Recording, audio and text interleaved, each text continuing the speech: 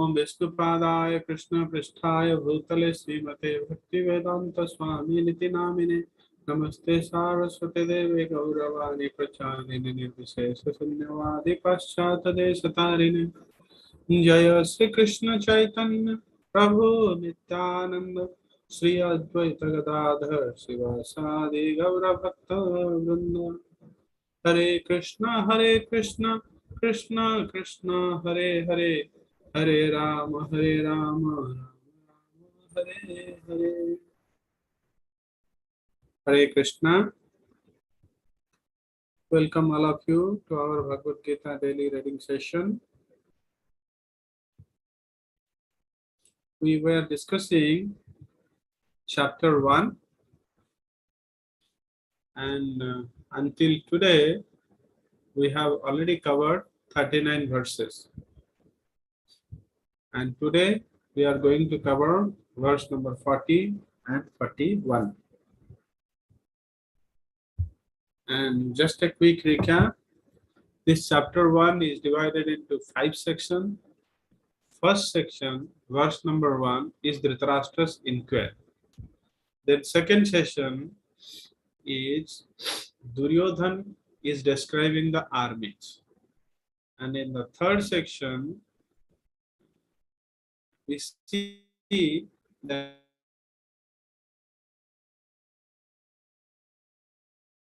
various signs of, again, Arjuna is observing the armies. And then in the fifth section, Arjuna has started giving arguments why he is not willing to fight. In the first section, in Dhritarashtra's inquiry, we have seen what is the intention of Dhritarashtra. How he is not only blinded physically, but also spiritually and materially. And then in the second section, we saw how Duryodhana is also blinded materially by his excessive greed and envy towards Pandava. And we saw his fear and diplomacy that we have seen from verse number 2 to 11. And then from 12 to 19, we saw various signs of Pandava's victory. So both sides, they have blown the council, divine councils, and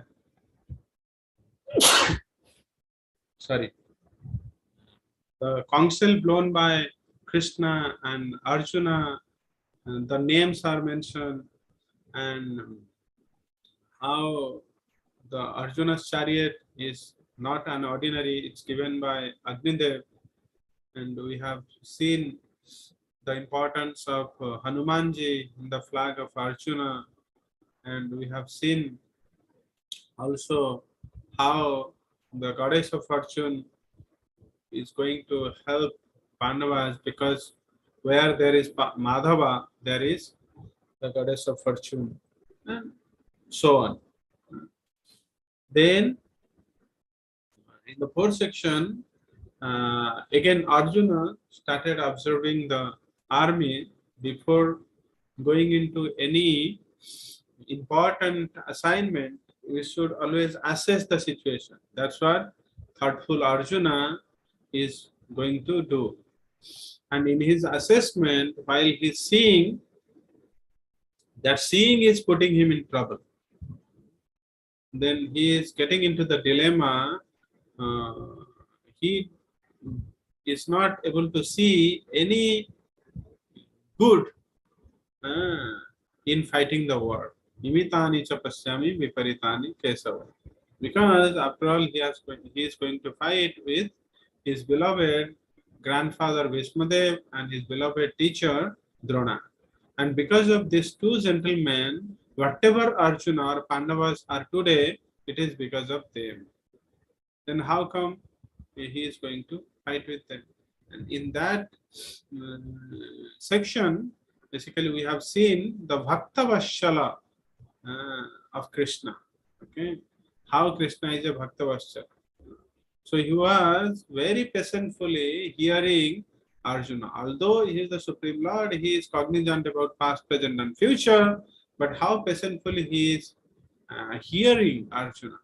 And without giving any advice or lecture, he's just obeying what Arjuna is telling.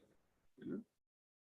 As long Krishna will not speak, as long as Arjuna is surrendered to him and willing to accept advice and seeking advice from him. Till the time Krishna will not speak anything.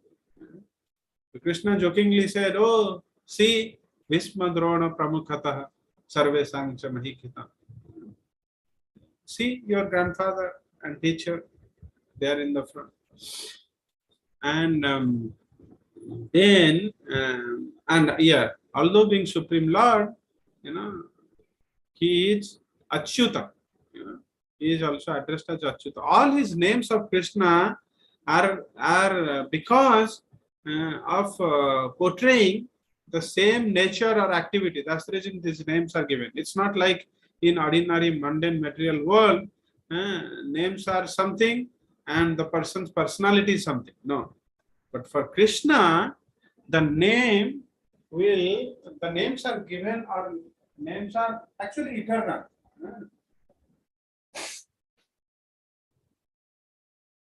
And these very much befitting his personality and character. Achyuta means he never hesitated to give protection to his devotee. And he is always eager to show his affection to his devotee. So all that we had seen in that section. And then in the last section, Arjuna started giving the arguments. He is giving 4 arguments, out of which 3 arguments we have already discussed. First is compassion argument. Compassion, generally, we should have compassion towards everybody. We saw the difference between daya, okay, and karuna. Daya is mercy. This is in general, okay, to everyone, to all living entities. And karuna, compassion, is very specific. It is for some specific group of people. To some people, we have some extra compassion and karuna. That is towards our relative. So Arjuna is not willing to fight because he is developing compassion towards his relatives after seeing them, especially Bhishma and Drona. And then second argument he is giving, that how come we will enjoy when there is, means almost all the relatives, means 5 generations of the relatives he could see, and if almost everyone is going to be killed, then how come we will enjoy, even if we attain victory, with whom we will share these opulences? So there is no enjoyment. Although for some moment we will have happiness, but afterwards we will not, because we share happiness with our relatives, near and dear ones.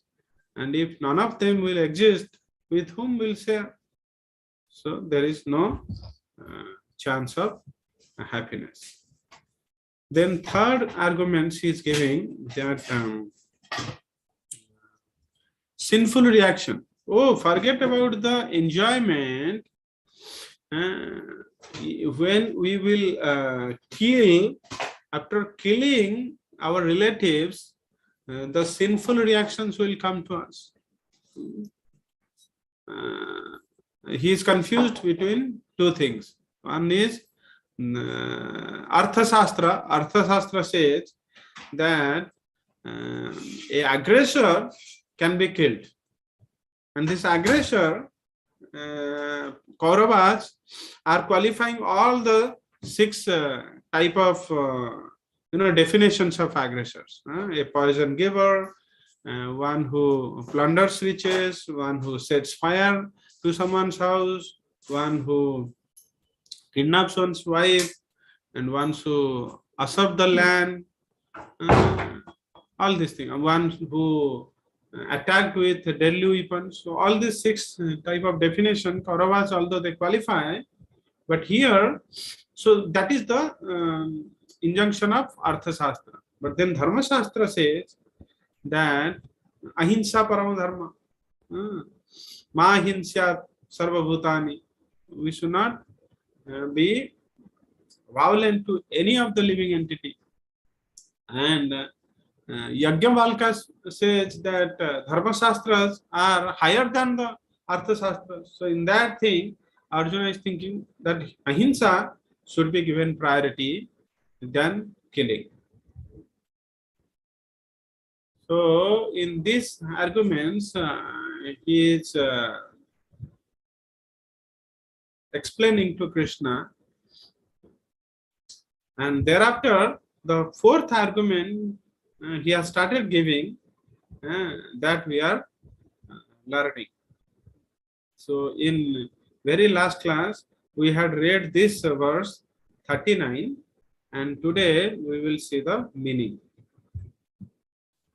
Kulaksaye pranashyanti kuladharma sanatana dharme naste kulam kritsnam adharmo vibhavatyuta. Arjuna is a learned scholar.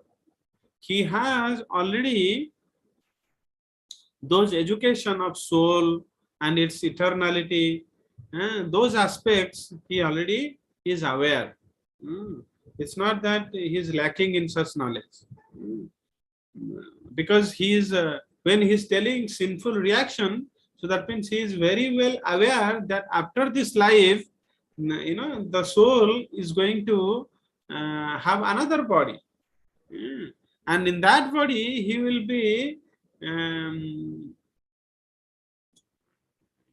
be undergoing those sinful reactions from the present life. So he is well aware about the functioning of the soul and how it will travel from one body to other.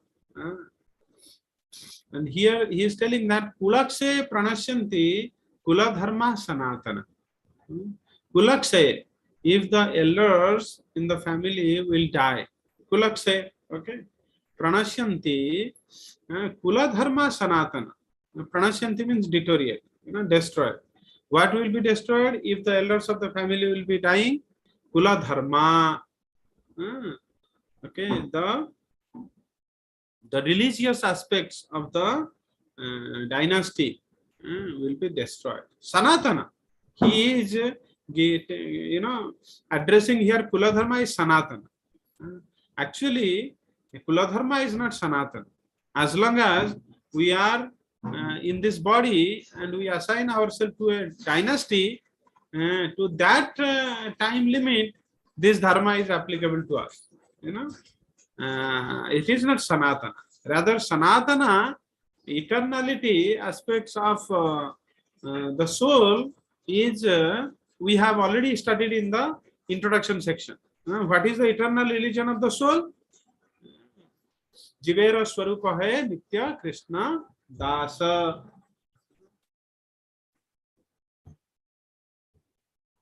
So eternal dharma of the soul is to render devotional service to the Supreme Lord as a servant. But here Arjuna is confusing himself that as if there is no sign of freedom. Always the body will be the soul will be encased in this body, but it's not the case. Actually, Arjuna is aware, but since he is in illusory state, he is in complete bewilderment, he is fully harassed in this situation. So he is confusing. He is addressing Kula Dharma Sanatana. Dharme naste kulam krishnam adharmo abhibhavatyuta. So if this dharma will be destroyed, what will happen? Dharme naste kulam krishnam adharmo abhibhavatyuta. Adharma will rise. Irreligious will increase. Krishnam completely. So Kulam, this dynasty will be completely filled with irreligiosity. Kulakshaye, with the destruction of the family, Sanatana Kula Dharma, the eternal proper conduct of the family, Pranashyanti destroyed. Dharme naste, when that dharma is destroyed, Kulam, the family, Krishnam Adharmo Abhibhavati Uta, is completely filled with Adharma. purport. In the system of the Varnashrama institution, there are many principles of religious traditions to help members of the family grow properly and attain spiritual values. In last class, we had already discussed the Varnashrama institution, how there is 4 Varna and 4 Asrama, and this is designed by the Krishna himself, and there is no any flaw or defects in this system, and this system offers the members, to grow properly and attain spiritual values. This system is designed in such a way that you can fulfill all your material needs, as well as in the process of fulfilling these material needs with the religious principle, your soul will be elevating, making some progress. If not a very rapid progress, but gradual progress it will make. And there is always a chance that it will attain spiritual values and at last attain salvation.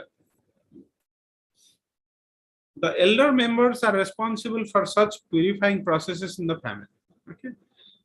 These family traditions or these religious principles are transmitted generations after generations.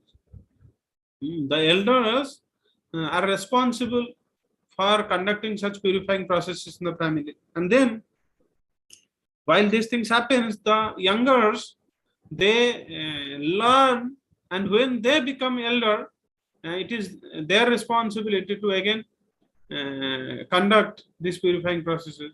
That's how it is going on from time immemorial. So these purifying processes, they are all throughout, from beginning from the birth to death, that is conducted. This is called samskaras, purifying process. But on the death of the elder members, such family traditions of purification may stop.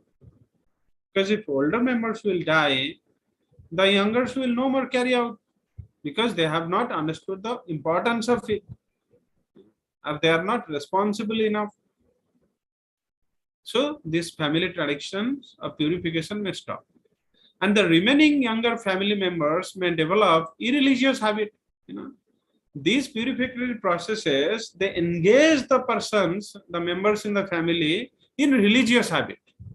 When this purification processes stops, then naturally they will develop irreligious habits and thereby lose their chance of spiritual salvation. And if they will develop irreligious habit, they will be sidetracked. They will not be progressing in attaining their spiritual values. Thereby, they will lose their chance for spiritual salvation. They lose their chance means, of course, they will definitely attain, because this material creation, the only proper purpose of this material creation is to purify the soul, purify the conditioned soul. In his journey, he will definitely be purified at some point in time, sooner or later. But these things will delay, excessively delay. These things will excessively delay the process. Therefore, for no purpose should the elders of the family be slain. So that's the reason it is very important that elders should be respected and elder members should not be slain, should not be killed. If they will be killed, then the purificatory processes will stop. In general, there are 40 samskaras from birth to death, and out of which 16 samskaras are very prominent, and out of which we know a few and we abide a few, and we have further made it shortcut. I think here Garbhadhana Samskara, I don't know whether it is happening now or not, but somehow we have heard of it. Then something like Anna Prasannam, that we are aware, and then Chudakaranam, that also we are aware. Then Upanayan, that is all. Vidyarambham, this also we are aware. Then this Kesantam, that also we are aware, and Antyesti, Vivaham, that is also. So few of them we are familiar, but let's go through one by one. First is Garbhadanam, that is before conception. One samskara has to be performed. So that samskara, the family priest will come and perform. Then Pumsavanam, the third month of pregnancy. Another samskara used to be performed. Then Simantam, that is for protection of mother before child's birth. Then after the birth, that is Jata Karmam. That presently we also perform for intellectual development of child. This Jata Karmam that we used to do. Then Namakaranam, name giving ceremony. Name giving ceremony also is presently conducted. Then Niskramanam. Then this is taking child first time out of the house. Taking child first time out of the house. Then Annaprasanam, first time feeding solid foods. Then Chudakaranam, first time cutting hair. Then Karnavedam, piercing ear. Then Vidyarambham, child is taught to write first time. Then Upanayanam, wearing sacred thread. Then Praisartham, before and after each year of study. Then Kesantam, for the boy it is first save, and for the girl this is Ritu Suddhi, first menstrual cycle. Then Samavartanam, end of student life. Then Vivaham, marriage. And then Antesti, Antim Samskara, or last rites. So these are the 16 prominent samskaras. So it is advised in the Manusmriti that all the family or each person should go through all these at least 16 prominent samskaras, if not 40. Let us go to the next verse. Verse 1.40, you all can recite along with me. Adharmabhibhavat Krishna pradusyanti kulastriyah strisu dustasu varshneya jayate varna sankarah.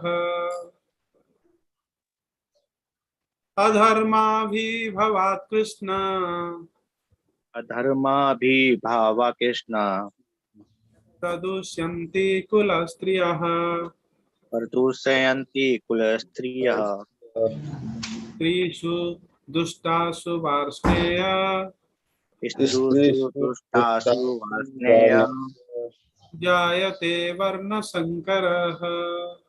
Jayate Varna Sankarah Adharma bhavat Krishna Adharmabhibhava Krishna Pradusyanti kulastriyah Pardusayanti Kulastriyah Strisu dustasu varsneya Istrusu Dustasu Vasneya Jayate varna sankarah.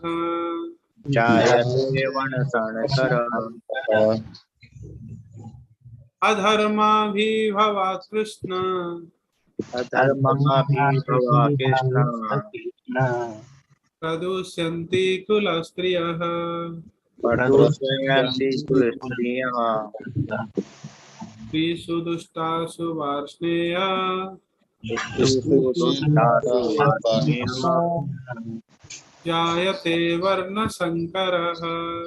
Jayate Varna Sankarah. Wonderful.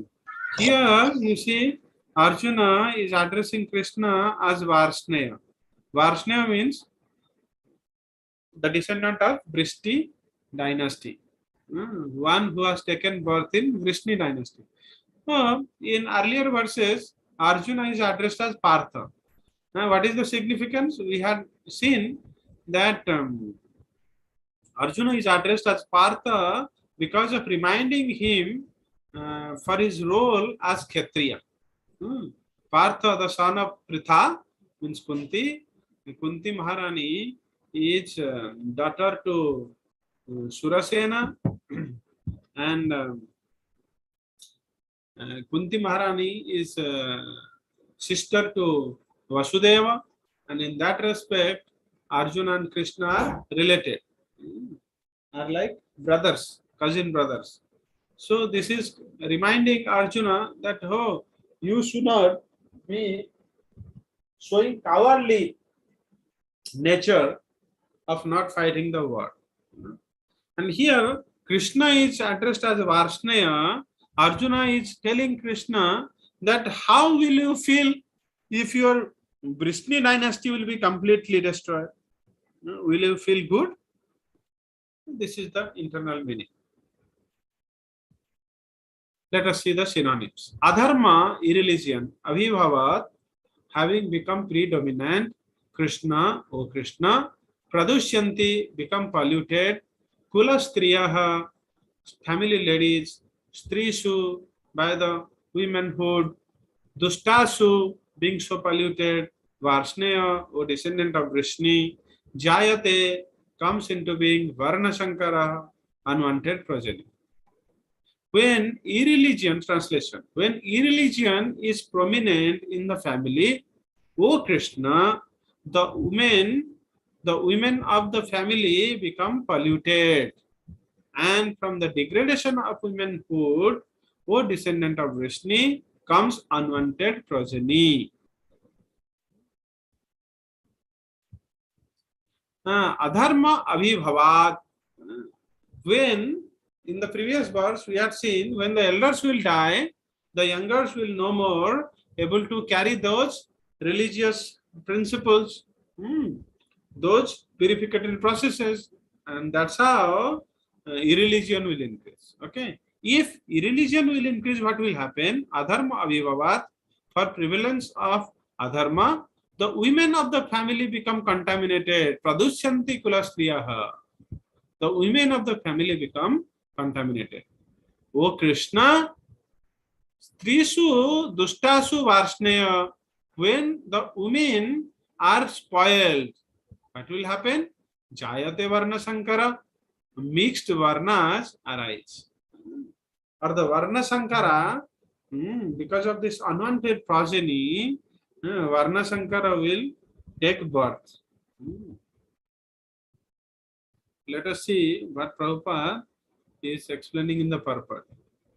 Good population in human society is the basic principle for peace, prosperity, and spiritual progress in life. Good population. Good population in human society. So the population has to be good. Then only there will be peace, prosperity, and spiritual progress.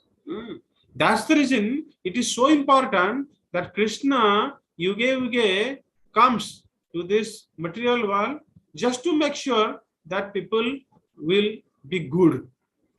How? By establishing dharma through a religious king. When a religious king will rule with all noble values, then the population will be good. When the population will be good, then the peace, prosperity will prevail, and people will make spiritual progress in their life. The Varnasrama religion's principles were so designed that the good population would prevail in society for the general spiritual progress of state and community. And Krishna has designed this Varnasrama system in such a way that the good population would prevail. Such population depends on the chastity and faithfulness of its womanhood. And such good populations, they are not independent. They depend on the chastity and faithfulness of its womanhood. So, you see how important the women of the society are. On their womanhood, because of their chastity and faithfulness, this population is depending upon. As long as the women are chastity, as long as the women are maintaining their chastity and faithfulness, the good population will prevail.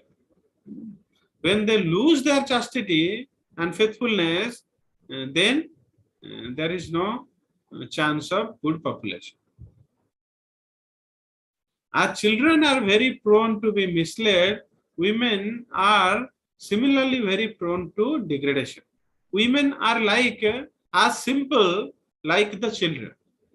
Children are prone to be misled. When someone offers some chocolate, then children are very much attracted.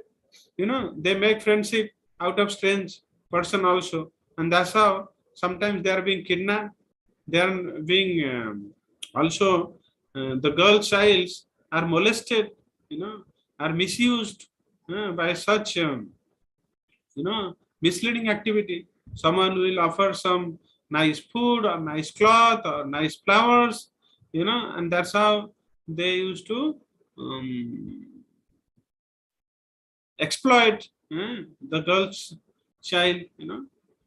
Similarly, and also the male child is also misled by such things. Similarly, the women are also very simple. They put trust on someone very quickly. Because of that nature, they are prone to degradation. Because of that nature, that nature is not bad, but because of this, some bad people in the society, they take advantage from this characteristics, from this nature. So in the cinemas, you might see that because of that simplicity, they are cheated. A strange boy will come, and maybe he is, earning handsomely. He is at a very high position, and then he fall in love with that woman and makes false promises, and then marry her, and then bore, and then bore some children, and then afterwards leave her, and then went to the towns. That's how the woman will struggle throughout her life. All these things we have seen in the Bollywood cinemas. And this is true. Why? Because women are simple. They put their trust on someone very easily, and that's how sometimes they are cheated. So in that way, Professor Prabhupada will call women are less intelligent. It's in that sense. It's not that they are lacking in their real material intelligence. No, they are almost to the equal level as men, but because of their simplicity and trust, quick trust on someone, they're sometimes cheated. So in that sense, they are not so intelligent. Therefore, both children and women require protection by the elderly members of the family. They're easily misled. Children and women. That's the reason they need protection. So that's the reason in the society. Let's see what else. By being engaged in various religious practices, women will not be misled into adultery.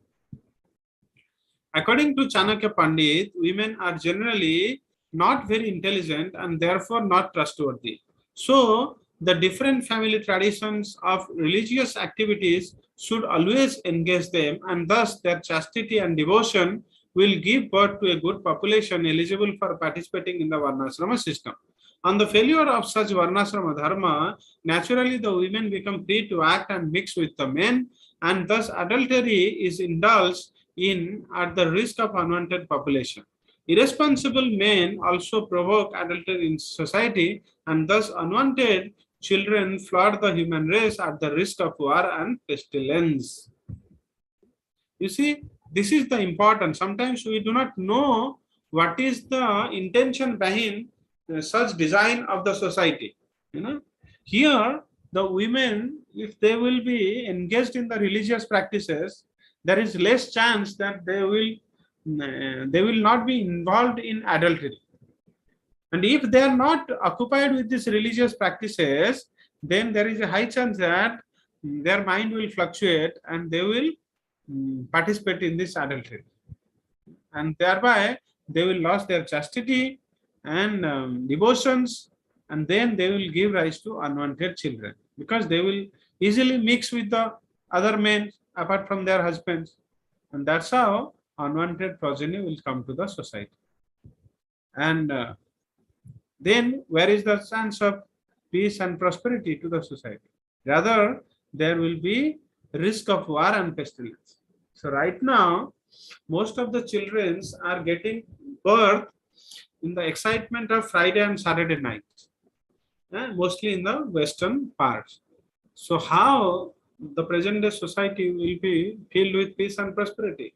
There is no chance.